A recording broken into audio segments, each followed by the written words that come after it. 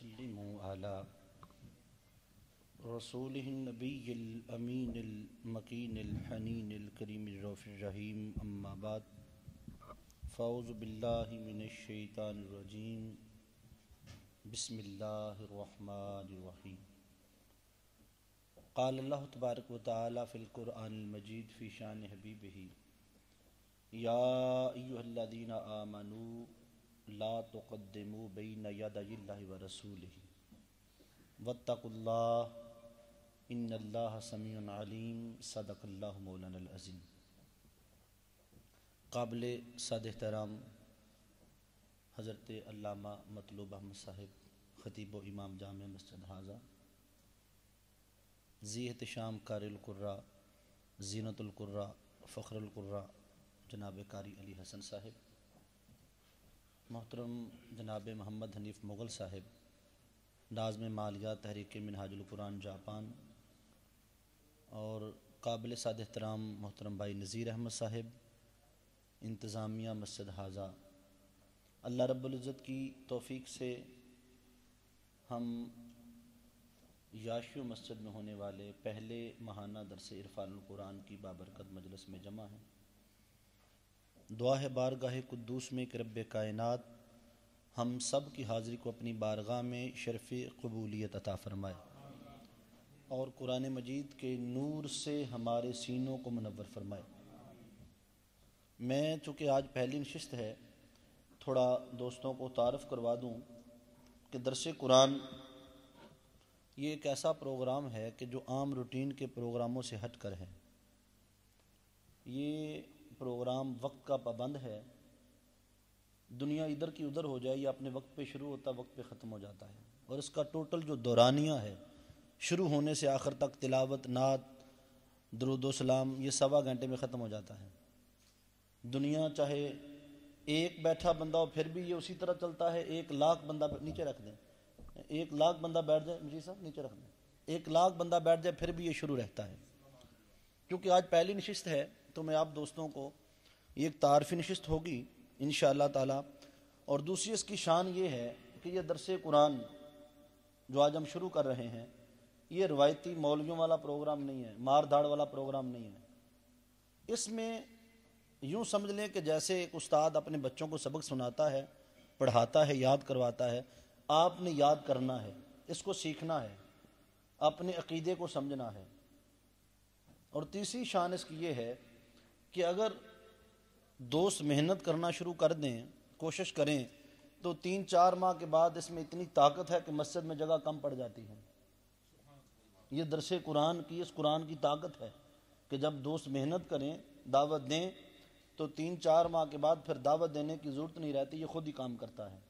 یہ اس کی شان ہے، اور یہ قرآن کا زندہ معجزہ ہے جو میں نے آپ کو عرض کر دیا۔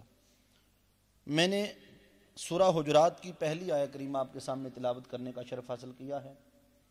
قرآن مجید فرقان حمید کی 49ویں صورت ہے، ٹوٹل 18 آیتیں ہیں، 2 رکوع ہیں، اور یہ مدنی صورت ہے۔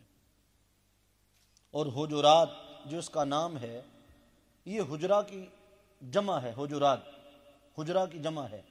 یہ جو آپ نے قاری مطلوب صاحب کا حجرہ بنا رکھا مسجد کے ساتھ، جہاں امام صاحب رہیں، امام کے مکان کو، گھر کو حجرہ کہتے ہیں۔ حضور تاجدار کائنات صلی اللہ علیہ وسلم کا جہاں آج گنبد خضرا ہے، یہ میرے آقا علیہ الصلوۃ والسلام کا حجرہ مبارک تھا۔ آقا علیہ الصلوۃ والسلام اس حجرہ مبارک میں رہتے۔ اللہ تعالیٰ آپ کو سب کو لے جائے ریاض الجنہ، جتنی ریاض الجنہ کی جگہ ہے تب اتنی سی مسجد نبوی تھی۔ یہ میرے آقا علیہ الصلوۃ والسلام کا ازواج مطہرات کا حجرہ تھا۔ آقا علیہ الصلوۃ والسلام اس میں آرام فرماتے۔ بنو تمیم کا ایک بار قبیلہ آیا، انہوں نے آقا علیہ الصلوۃ والسلام کو دوپہر کے وقت اونچی اونچی آوازیں دیں، آرام کا خیال نہ کیا، آقا علیہ الصلوۃ والسلام کے آرام میں خلل ڈالا۔ جب انہوں نے آرام میں خلل ڈالا، رب کائنات نے ان کی تربیت کی، اور رب کائنات نے وحی بھیج کر انہیں خبردار کیا، خبردار تمہیں معلوم نہیں میرے مصطفیٰ کا مقام کیا ہے؟ ارے اوروں کی طرح سمجھ رکھا ہے جو باہر کھڑے ہو کر آوازیں دیتے ہو؟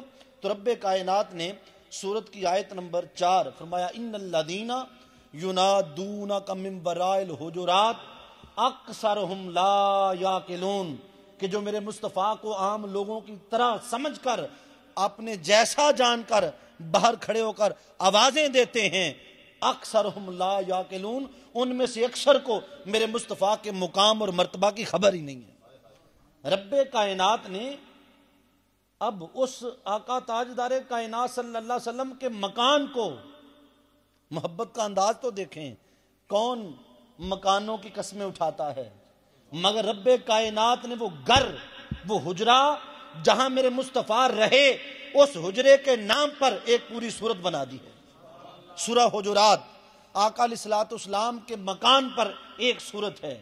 آقا علیہ الصلوۃ والسلام مکہ کی گلی سے گزرے، رب کائنات نے وہی بھیجی، لا اقسم بہذا البلد وانت حل بہذا البلد ووالد وما ولد، مجھے قسم ہے مصطفیٰ ان گلیوں کی جن گلیوں سے تو خرام ناز کرتا ہے۔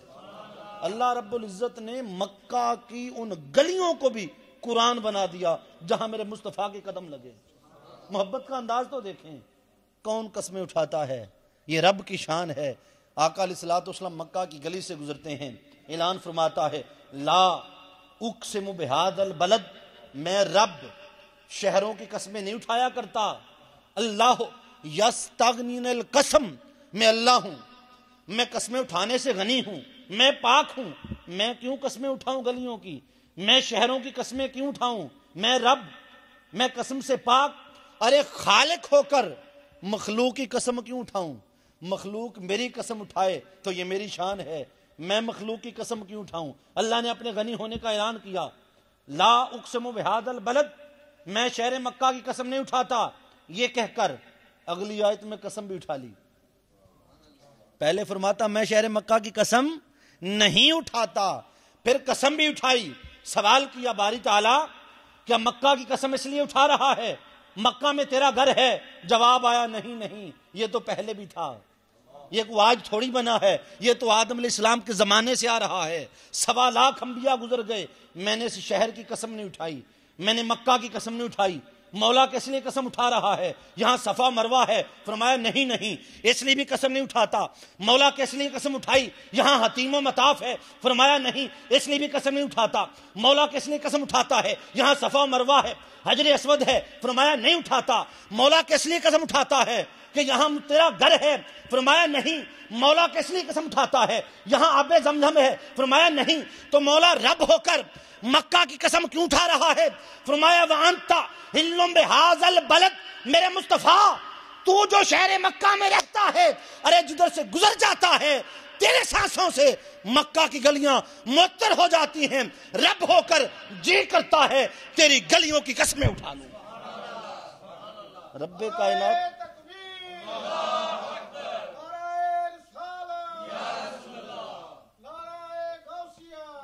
رب کائنات نے ادھر لا اقسم بہذا البلد کہہ کر اپنے غنی ہونے کا اعلان کیا، پھر قسم بھی اٹھا لی، وانت حل بہذا البلد، مصطفیٰ تو جو مکہ کی گلیوں میں حلول کرتا ہے، چلتا جو ہے، مصطفیٰ تو جدھر سے گزر جاتا ہے تیرے سانسوں کی خوشبو سے گلیاں معطر ہو جاتی ہیں۔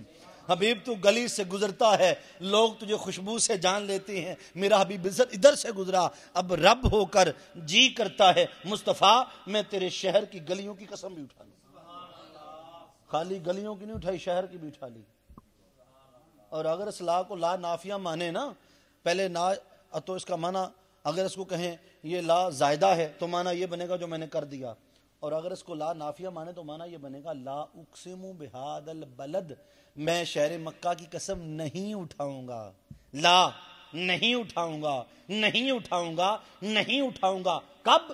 وَأَنْتَ، واو حالیہ ہے، وَأَنْتَ حِلٌّ بِهَٰذَا الْبَلَدِ، اس حال میں کہ مصطفیٰ تو مکہ چھوڑ کے حلول کر جائے گا تو پھر میں مکہ کی قسم نہیں اٹھاؤں گا۔ مصطفیٰ تو مدینے میں جائے گا، میں مدینہ کی قسم اٹھا لوں گا۔ مصطفیٰ تو طائف میں ہوگا، طائف کی قسم اٹھاؤں گا۔ تو بدر میں ہوگا، بدر کی قسم اٹھاؤں گا۔ تو حضرت عائشہ کے حجرے میں ہوگا، میں ان کے حجروں کی قسم اٹھاؤں گا۔ مصطفیٰ پھر جدھر جدھر تو جاتا جائے گا میری قسم بھی تیرے ساتھ ساتھ چلتی جائے گی، تیرے چہرے سے پردہ اٹھے گا، والدحا کہہ کر تیرے مکھڑے کی قسم اٹھاؤں گا، جب مصطفیٰ تیری زلف عنبری کھلے گی، واللیل اذا سجا کہہ کر میں تیری کنڈل والی زلفوں کی قسم اٹھاؤں گا، مصطفیٰ پھر جدھر جدھر تو چلتا جائے گا میری قسم بھی تیرے ساتھ ساتھ چلتی چلی جائے گی۔ مصطفیٰ جدھر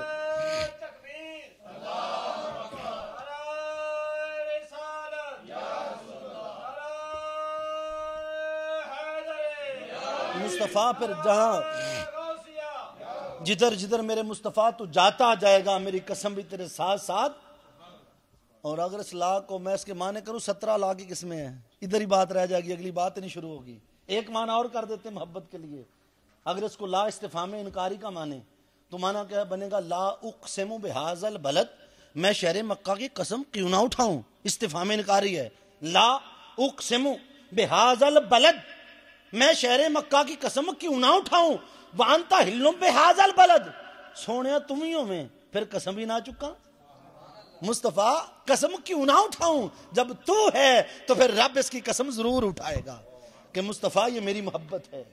تو رب کائنات نے ایک پوری سورت، سورہ حجرات، یہ حضور تاجدار کائنات صلی اللہ علیہ وآلہ وسلم کے اس حجرے کے نام پہ، ایک سورت کا نام ہے والدحا، آقا علیہ الصلوۃ والسلام کے چہرے پہ نام پہ۔ کیا محبت کے انداز ہیں، ہم کیا سمجھیں اس مصطفیٰ کی عظمت کیا ہے۔ رب کائنات نے پورے قرآن میں الحمد سے لے کر والناس تک سارے کا سارا قرآن پڑھ کے دیکھیں، کسی ایک مقام پر بھی اپنی عبادت کا طریقہ بندے کو نہیں سکھایا۔ قابل توجہ بات ہے، نماز کا طریقہ پورے قرآن میں نہیں ہے۔ نماز کا حکم ہے، ایک بار نہیں 700 مرتبہ آیا، کم و بیش کتنی بار؟ نماز عام چیز نہیں ہے، 700 بار جو اللہ نے ایک چیز کا حکم دیا تو عام چیز بولیے، اس کے بغیر گزارا، یہ پڑھنی پڑے گی، نہیں پڑھو گے تمہاری نماز کوئی اور پڑھ جائے گا، پڑھنی تو پڑے گی۔ اللہ رب العزت نے 700 مرتبہ ایک حکم دیا، نماز قائم کرو، نماز قائم کرو۔ نماز پڑھنے کی بات نہیں ہے، قائم کرنے کی بات ہے۔ اور جن کی قائم ہو جائے پھر کربلا بھی سج جائے، کبھی قضا نہیں ہوتی۔ جا کے حسین سے پوچھ، جس نے قائم کر کے دکھائی ہے، 71 لاشیں میرے حسین نے اپنے نازک کندھوں پہ اٹھائے ہیں، کوئی ایک لاشا تھا، کہیں علی اصغر کا لاشا، کہیں علی اکبر کا لاشا، کہیں جوان قاسم کا لاشا، کہیں اونو محمد کے لاشے، کہیں عباس کے کٹے بازو، مگر وہ حسین ہیں۔ انہوں نے نماز قائم کر کے دکھائی، یہ سارے لاشیں سامنے ہیں۔ ایک دکھ، کہیں بیٹوں کا دکھ، کہیں بیٹیوں کے پردہ دار بیٹیوں کے قیدی بننے کا دکھ، کہیں بیمار زین العابدین کا دکھ، کہیں ننھی سکینہ کی پیاس کا دکھ، کہیں نانا کی امت کا دکھ، کہیں اپنی جان کا دکھ۔ ان سارے دکھوں میں اگر یاد ہے تو اللہ کی نماز یاد ہے۔ کہا شمر بدبخت ابھی خنجر نہ چلانا، مجھے ایک سجدہ تو ادا کر لینے دو۔ اگر ایسی نماز پڑھی ہے تو میرے آقا کے حسین نے پڑھی ہے، قائم کر کے دکھائی کہ کوئی دکھ آ جائے، کوئی سکھ آ جائے، جن کی قائم ہو جائے ان کی کبھی قضا ہوتی بولیے، اور ہماری کبھی ادا نہیں ہوئی۔ ہم بھی انہی کے غلام، انہی کے چاہنے والے، ہمارے اپنے جھگڑے ہی ختم نہیں ہوتے دنیا کے۔ ہم اللہ کے گھر میں بھی آئیں گے جھگڑا کرنے کے لیے، مسجدیں ویران ہو رہی ہیں، نمازی ٹوٹ رہے ہیں، کون ذمہ دار ہے؟ ہم سب مسلمانوں سے پوچھا جائے گا۔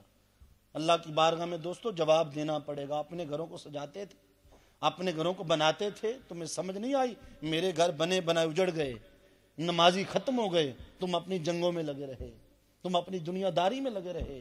ارے چھوڑو اپنے جھگڑے، اللہ کے گھروں کو آباد کرو، آیا کرو، اور مکان مکینوں سے ہے۔